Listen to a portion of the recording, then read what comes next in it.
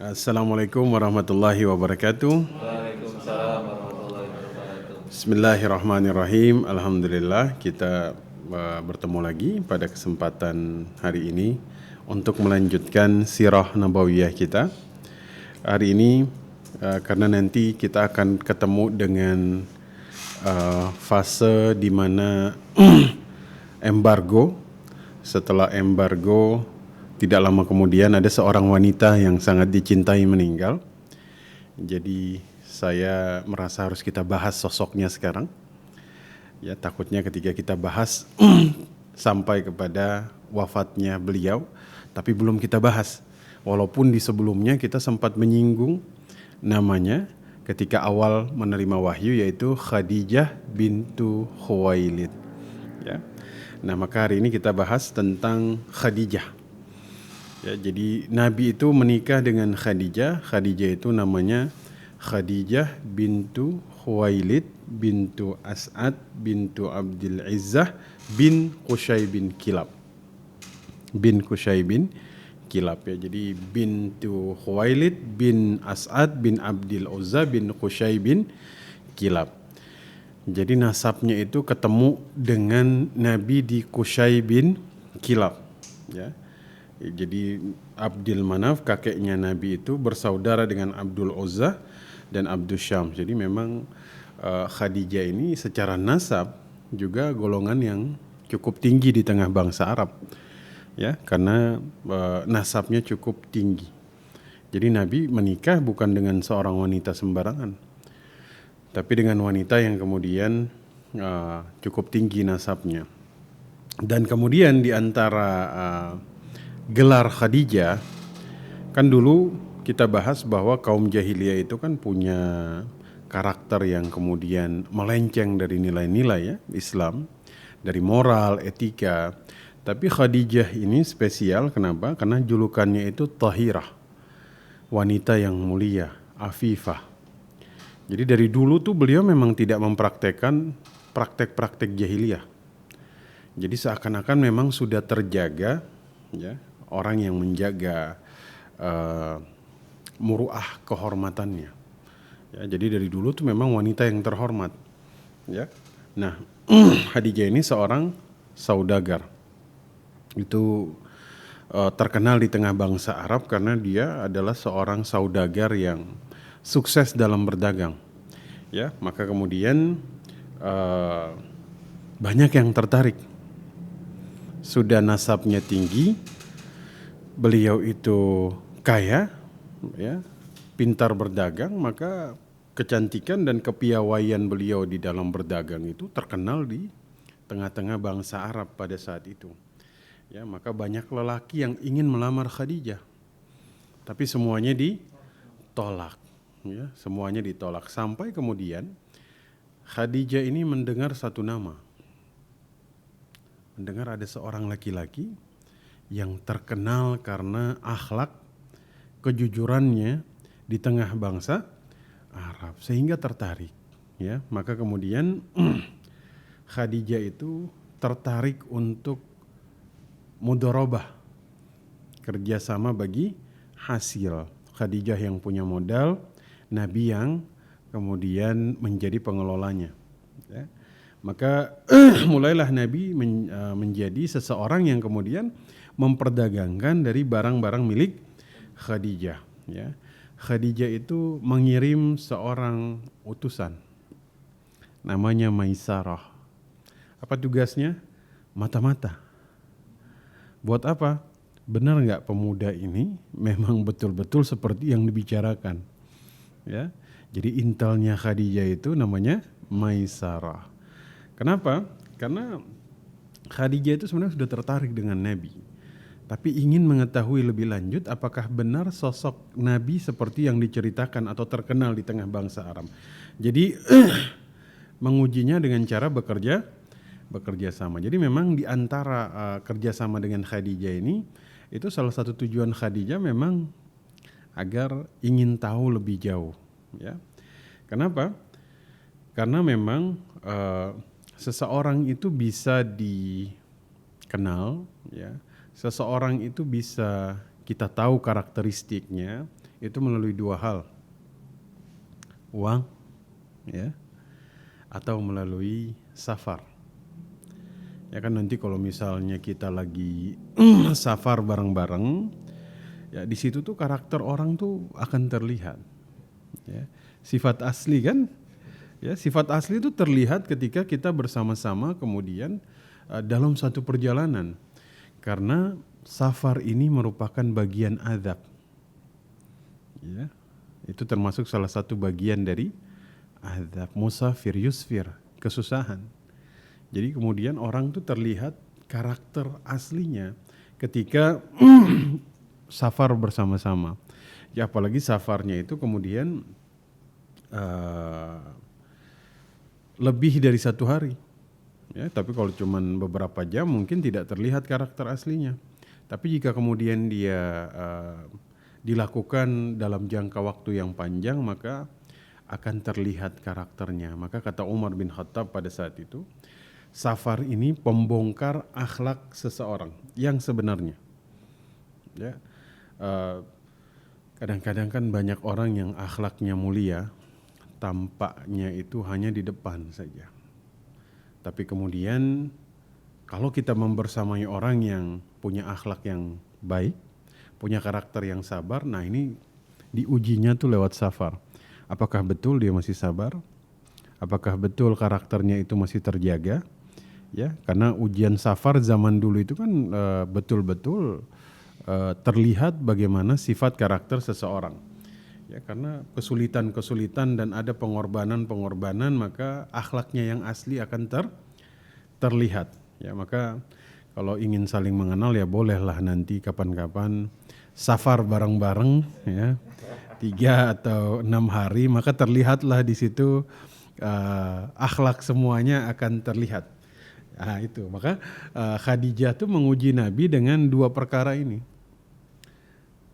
kerjasama dalam harta, kedua dengan safar yusfir. Itu safar yusfir, membuka tabir seseorang, ya. Karena itu maka Abu Hurairah mengatakan as-safaru qit'atun minal adab. Safar itu sebagian dari azab. Kenapa? Yamna'u ahadukum ta'amahu wa syarabahu wa naumahu. Karena seseorang itu kalau dia safar sulit makan, sulit minum dan sulit tidur. Fa idza qada ya nahmatahu falyu'ajjilu ila ahlihi. Ya, maka jika urusannya selesai ya kembalilah kepada keluarganya agar dia kembali bisa mendapatkan kemudahan. Maka Maisarah ini ditugaskan, ya. Kamu nanti tolong lihat selama perjalanan apa benar karakter pemuda ini seperti yang diceritakan. Apa yang terjadi? Maisarah kembali safar, ya, melihat cara berdagangnya Nabi. Ya, Nabi ini luar biasa berdagang. Beliau tuh kalau pulang berdagang dari Syam, ya, mau masuk kota itu, baru di gerbang kota itu orang semua sudah lari menghampiri beliau. Ya, saking kemudian tuh orang tertarik dengan apa yang Nabi bawa. Ya, tertarik dengan akhlak beliau. Jadi Maisarah itu laporannya ya gak ada celahnya. Ya. Kalau kita misalnya nanti safar ya sama-sama sama Ustaz Ruslan. Nanti tolong liatin karakter Ustaz ini seperti apa kan. Mulai laporan, wah orangnya gak sabaran. Ya kan. Makannya banyak. Wah inilah begitu ya. Tapi ya, kalau kita kan memang penuh kekurangan. Ya, akhlak kita nih tidak sempurna. Ya, tapi Maisarah itu laporannya kepada Khadijah sempurna. Ya, yang berarti Khadijah semakin tertarik. Orang sebelum itu aja sudah tertarik. Apalagi datang laporan dari Maisarah bahwasanya Rasulullah itu betul-betul dalam berdagang dan akhlaknya itu baik. Maka Khadijah pada saat itu radhiyallahu anha ini berniat untuk meminang Rasul. Dalam beberapa ahli tarikh atau sejarah, ya, Khadijah memberikan isyarat. Ya. Zaman sekarang mungkin pemudanya yang memberi syarat. Ini Rasul dikasih syarat sama Khadijah ya, karena memang Khadijah juga menjaga muruahnya ya, menjaga muruahnya. Maka kemudian memang Khadijah itu mencari seorang laki-laki yang soleh pada saat itu ya, karena memang jelas dalam Islam itu kalau sudah berkumpul dua hal pada diri seseorang, ibadahnya baik, akhlaknya baik, maka jangan dilepaskan. Masya Allah ya. Kalau sekarang bergeser, kalau sudah sampai seseorang di antara kalian gajinya bagus, posisinya bagus, diikat gitu kan. Tapi kata Rasul ya, kalau telah sampai dua hal, maksudnya seseorang yang kemudian datang untuk melamar seorang wanita, dia itu baik ibadahnya, baik akhlaknya, ya, maka kemudian cepat-cepatlah untuk diterima. Bahkan Rasul itu mengancam bagi orang yang menolak, lelaki yang memiliki sifat ini, itu diancam apabila ditolak lamarannya. Ya, kata Rasul an Abi Hatim Al-Muzani, qala Rasul sallallahu alaihi wasallam, "Idza ja'akum man tardawna dinahu wa khuluquhu." Ya, Masya Allah. Jika datang kepada kalian seorang laki-laki, ya, man tardawna dinahu, yang kemudian diridai agamanya dan akhlaknya, fankihuhu, maka nikahkanlah. Masya Allah, nikahkanlah. Ya, fankihuhu illa taf'alu takun fitnatun fil ardi wa fasad. Kata Nabi, kalau tidak maka niscaya akan terjadi musibah ya, dan kerusakan di atas muka bumi. Kalau ya Rasulullah in kana fihi, qala, mereka bilang walaupun dia punya aib di sesuatu yang lain. Ya, qala idza ja'akum man tardawna dinahu wa khuluquhu fankihuhu. Beliau ulang lagi perkataannya. Ada yang bilang kalau dia punya aib yang lain, beliau ulang lagi, jika datang kepada kalian seorang laki-laki yang baik agamanya, baik akhlaknya, nikahkanlah. Kalau tidak terjadi kerusakan yang besar di atas muka bumi. Masya Allah, mudah-mudahan para orang tua ini jadi pertimbangan ya, bahwa ibadah, akhlak, agama itu pertimbangan yang harus kemudian, walaupun zaman bergeser sekarang ya. Kenapa kemudian Rasul mengatakan akhlak dan agamanya? Ya, karena ada orang yang tampak bagus agamanya, namun akhlaknya ini belum tentu bagus. Ya. Jadi memang kesatuan. Kita belajar bagaimana Khadijah itu kemudian mencintai Rasul karena beliau itu antara akhlak dan ibadah bagus. Ya kan, nanti di tengah masyarakat kita menemukan ada yang ibadahnya bagus, akhlaknya tidak bagus. Ada yang akhlaknya bagus, ibadahnya bolong-bolong. Apakah dua-dua ini bagus? Tidak. Akhlak dan ibadah ini harus kemudian satu. Salat kita membesarkan Allah. Di luar salat juga harus membesarkan Allah. Nah, ini contoh orang yang menyatukan akhlak dengan ibadah. Ya, seperti itu. Maka kemudian kita melihat bahwasanya ya dulu kan kisah Nabi Musa juga kan, ketika menolong dua orang wanita di negeri Madian ya. Nah, ini kan terlihat bahwasanya akhlaknya bagus. Nah, maka Khadijah ini memberikan isyarat ya, isyarat ya. Maka isyarat ini akhirnya diterima oleh Rasul sallallahu alaihi wasallam. Beliau maju untuk kemudian melamar Khadijah. Maka terjadi pernikahan antara laki-laki yang mulia dengan wanita yang solehah. Nah, ini luar biasa. Ya. Maka ini dalam hadis riwayat Imam Ahmad ini dikatakan, ana sayyidu waladi adama yaumal qiyamati wala fakhr. Kata Nabi, aku ini pemimpin anak Adam pada hari kiamat. Ya, wala fakhr. Dan aku tidak sombong katanya. Wa biyadi liwa'ul hamdi wala fakhr. Di tanganku ini ada liwa pujian, bendera pujian, liwa alhamdi, dan aku tidak sombong, wala fakhr ya. Wa ma min nabiyyi yawma idzin adamu faman siwahu illa tahta liwa'i wa ana awwala man tashaqqu anhu al-ardu wala fakhr ya. tidak ada seorang nabi, tidak pun Nabi Adam, semuanya itu kecuali berada di bawah benderaku. Aku yang pertama keluar dari kuburan nanti ketika hari kiamat, tapi aku tidak sombong.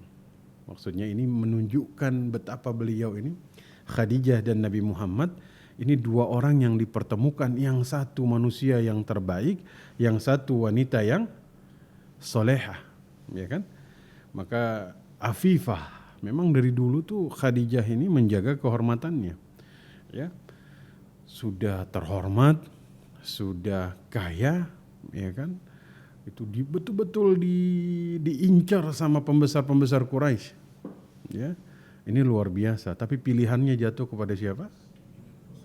Orang yang baik akhlaknya, orang yang baik agamanya. Ini seharusnya jadi pertimbangan bagi wanita zaman sekarang, ya. Dan bagi laki-laki zaman sekarang yang ingin cepat-cepat dapat jodoh, ya perbaiki agamanya, perbaiki akhlaknya, nanti yang lain Allah yang atur.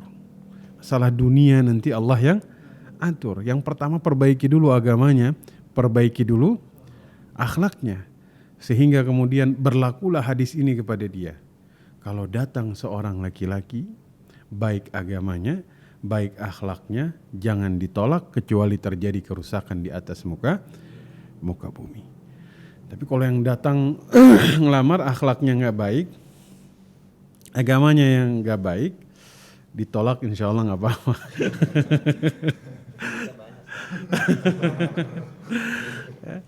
Maka ini salah satu hikmah-hikmah yang seharusnya kemudian kita ambil, ya, bahwasanya Khadijah ini luar biasa, cantik luar dalam, akhlaknya cantik, ya, pokoknya berkumpul kebaikan pada diri Khadijah, ya. Nabi itu Shallallahu Alaihi Wasallam menikah dengan Khadijah, usianya itu 25 tahun. 25 tahun pada saat itu. Nah, cuman kita akan lihat berapa umur Khadijah pada saat menikah dengan Rasul Shallallahu Alaihi Wasallam. Pendapat yang pertama dari Ibnu Sa'ad dalam tabaqatnya, ya, bahwa Khadijah itu umurnya 40 di situ, ya. Pendapat kedua Ibnu Ishaq, ya, itu berpendapat umur Khadijah 28. Ini pendapat dari Ibnu Ishaq, dan inilah yang masyhur di dalam kitab-kitab sirah, ya, Ibnu Haisyam, Ibnu Ishaq, mereka kemudian lebih banyak berpandangan Khadijah umur 28, ya. Tapi memang dua pandangan di atas yang 40 dan 28 ini tidak kemudian didukung dengan dalil-dalil yang kuat, gitu, ya. Karena memang hal yang menguatkan ya yang di 28 itu, ya. Kan menikah dengan Rasul itu kan anaknya itu 5 sampai 6 orang anak, ya, pada saat itu. Qasim, Ruqayyah, Ummi Kulthum, Zainab, Fatimah. Kan kita sudah bahas 2 anak laki-lakinya sebelum fase kerasulan sudah meninggal kan. Makanya beliau sayangnya kepada budaknya, ya, kepada yang dianggap anak oleh beliau, Zaid ibnu Haritha itu, ya kan, itu kan dianggap benar-benar seperti anak beliau karena anak laki-lakinya itu meninggal, ya. Jadi kalau memang umurnya 40 tahun, ya, berarti beliau hidup dengan Nabi itu, kalau 40 tahun, kalau yang pandangan 40, apa bisa seorang wanita yang usianya 40 itu masih produktif untuk melahirkan 6 orang anak, begitu kan? Maka yang kemudian Ibnu Haisyam, Ibnu Ishaq itu mereka lebih menyandarkan bahwa Khadijah itu usianya 28 tahun, ya. Jadi memang ada yang bilang 28, ada yang bilang 40, ya. Aisyah tuh memang paling banyak cemburu sama Khadijah, ya. Paling cemburu, ya. Nabi tuh hidup dengan Khadijah itu selama 25 tahun. 25 tahun, ya, karena Aisyah itu dalam satu riwayat pernah kemudian mengatakan, ya, kalau usia, artinya nih dua-duanya yang tadi saya sebutkan, kalau 40 apa bisa melahirkan 6 orang anak masih produktif, ya kan? Kalau kemudian beliau 28, nanti dalam satu riwayat Aisyah itu pernah cemburu kemudian menyebutkan kana Nabi sallallahu alaihi wasallam idza dzakara Khadijah athna 'alaiha fa ahsana athna'a qalat faghirtu yawman faqultu ma akthara ma tadhkuruha hamra'a shidqi qad abdalaka Allah azza wa jalla biha khairan minha. Ya, jadi kenapa kemudian Nabi itu suka memuji Khadijah? Ya, padahal Khadijah ini sudah wanita yang tua, ini wajar ya. Aisyah cemburu. Nabi suka menyebut-nyebut Khadijah, ya. Padahal Allah sudah menggantikan yang dengan yang lebih baik, yaitu Aisyah. Ya. Qala ma abdalani Allah azza wa jal khairan minha. Kata Nabi, Allah tidak menggantikannya dengan seorang wanita pun yang lebih baik darinya. Ya. Kan di sini kan kata Aisyah wanita yang sudah tua. Kalau 28 tambah 25, 53. Seharusnya masih muda. Ya, artinya kita kemudian hanya ingin melihat bahwasanya Khadijah ini walaupun 28 atau 40 usianya lebih tua dari Nabi, tapi Nabi cintanya sama Khadijah itu ya itu luar biasa, tidak tergantikan oleh apapun, ya. Bahkan Aisyah itu dalam satu riwayat itu pernah kemudian mengatakan ada saudari dari Khadijah itu namanya Halah. Halah itu suatu saat datang, ya, ngobrol dengan Nabi. Nabi itu jadi keingatan Khadijah. Dengar suaranya saja keingatan. Jadi dulu tuh waktu di peristiwa Fathu Makkah, setelah Nabi dari Madinah kembali ke Mekah setelah penaklukan, itu termasuk Nabi itu berkumpul dengan teman-teman dulunya Khadijah. Ya, jadi suatu saat Halah itu datang, ya, menemui Rasul sallallahu alaihi wasallam. Nabi itu teringat Khadijah karena suaranya Halah bintu Khuwailid dengan Khadijah itu hampir mirip. Ya, maka Nabi mengatakan Halah ini seakan-akan teringat dengan Khadijah. Aisyah pun cemburu pada saat itu. Ya, maka Aisyah bilang yang engkau kenang itu adalah wanita tua dari Quraisy katanya. Ya, wanita tua yang Quraisy, ya, yang sudah meninggal di telan masa dan Allah telah menggantikan halakat fi dahri qad abdalakallahu khairan minha, menggantikan yang dengan yang lebih baik, ya. Artinya cemburu, ya, karena luar biasa cintanya Nabi kepada Khadijah, tidak tergantikan dengan apapun. Karena memang Khadijah termasuk istri Nabi yang tidak merasakan jadi fase Khadijah menemani Nabi itu kaum muslimin itu berada pada keadaan yang kita bahas di pertemuan yang lalu. Intimidasi, ya, zaman-zamannya Ibnu Mas'ud baca Quran digebukin, ya kan? Zaman-zamannya Bilal ditarik di jalanan. Maksudnya zaman-zamannya Islam dalam keadaan sulit, ya. Maka kemudian Nabi begitu cintanya karena memang Khadijah ini membersamai Nabi di saat-saat Nabi itu berada dalam keadaan yang tidak semua wanita itu sanggup melakukan itu. Ya, di awal terima wahyu saja Nabi cerita tadi ketemu suatu hal yang luar biasa. Khadijah bilang engkau tidak akan terhinakan. Ini kan butuh psikologis dari seorang wanita yang memang memiliki kesetiaan mendampingi suami. Ya, zaman sekarang kan semua Khadijah ketika nikah ahlan wa sahlan ya Muhammad baiti baitak. Ya, selamat datang wahai Muhammad, rumahku dan isinya semuanya milikmu. Ya Allah. Wanita zaman sekarang, ahlan wa sahlan, selamat datang. Rumahku, rumahmu. Suratnya atas namaku. Ya kan? Kalau Khadijah beda. Ya, semuanya diserahkan sampai suatu keadaan Khadijah itu sudah nggak punya harta lagi. Kenapa semuanya dikasih untuk suaminya?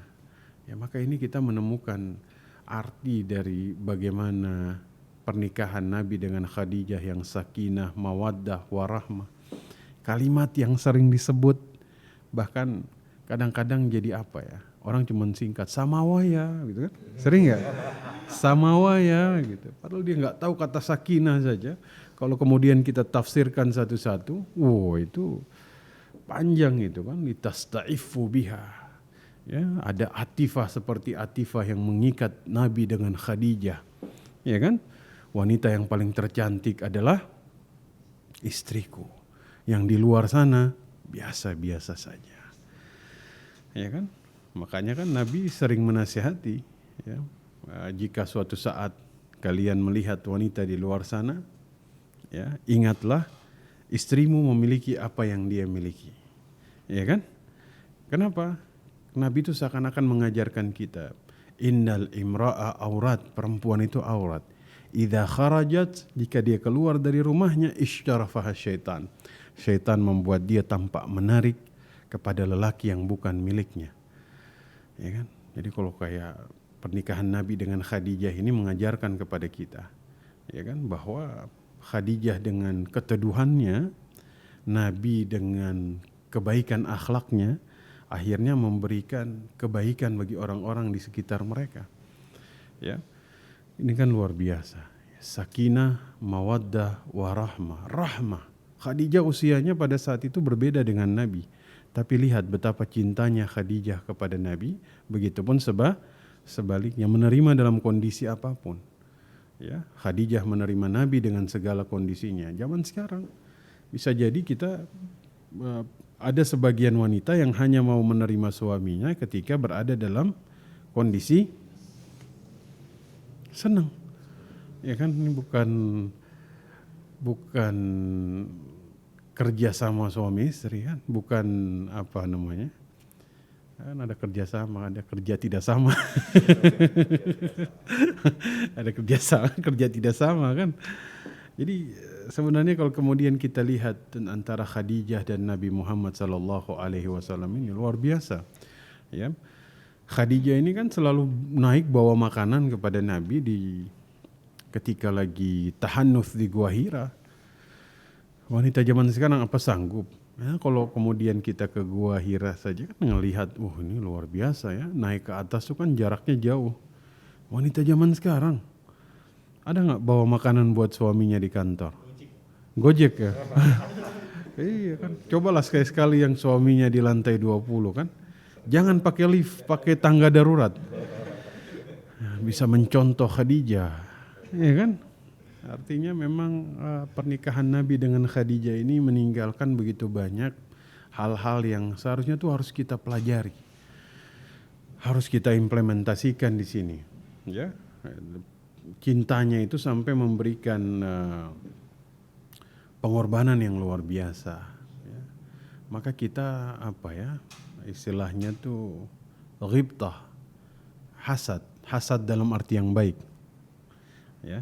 Hasad dalam keburukan nggak boleh. Lihat orang lain sukses kita hasad jangan. Tapi kalau hasad dalam kebaikan boleh. Kita melihat seseorang dengan amalnya kemudian kita iri pengen jadi seperti itu boleh. Maka hikmah dari kemudian Allah mempertemukan Nabi dengan Khadijah ini agar kemudian memang salah satu hikmahnya adalah dakwah Nabi itu betul-betul diperkuat, ya. Diperkuat, ya. Khadijah, Abu Bakar, Utsman, ya, itu agar kemudian dakwah itu diperkuat dengan orang-orang yang memang siap menyerahkan hartanya untuk dakwah Islam. Ini namanya pengorbanan. Kan kalau cinta itu berkorban, kalau belum berkorban belum cinta. Betul. Kalau belum berkorban belum cinta. Itulah cintanya Khadijah totalitas, ya. Ada orang yang mengatakan cinta tapi nggak mau berkorban, itu belum cinta itu kan. Itu apa itu? Gombal. Gitu. Jadi cinta tanpa berkorban gombal, ya kan? Beriman tanpa sedekah gombal. Iya benar. Wah ini benar ini, masya Allah nih ya. Bisa jadi quotes nih. Ya. Rasul seseorang yang penggembala kambing. Bisa dibayangkan zaman sekarang kalau kita kemudian mengimplementasikan Khadijah nasabnya tinggi, ya nasab Nabi juga tinggi ya. Saudagar yang suka banyak, yang suka ini rata-rata juga orang-orang yang kaya dan kemudian terhormat. Tapi menerima seseorang yang kemudian dari sisi ekonomi di bawah. Lagi-lagi kita berbicara cinta di sini, Masya Allah. Nanti kayaknya kita harus melanjutkan Khadijah di kesempatan berikut. Ya, 2 pertemuan kita bahas, lagi-lagi bahas sirah agar kita mengangkat nama yang kemudian harus diketahui oleh umat. Nama ini jangan sampai hilang, jangan sampai kemudian kita tidak punya perhatian terhadap nama mereka yang besar, karena memang kontribusi mereka terhadap Islam itu sangat besar. Mudah-mudahan Allah Subhanahu wa taala memberikan tempat surga yang tertinggi kepada Khadijah sebagaimana yang Nabi sabdakan. Kita lanjutkan di pertemuan berikut. Assalamualaikum warahmatullahi wabarakatuh.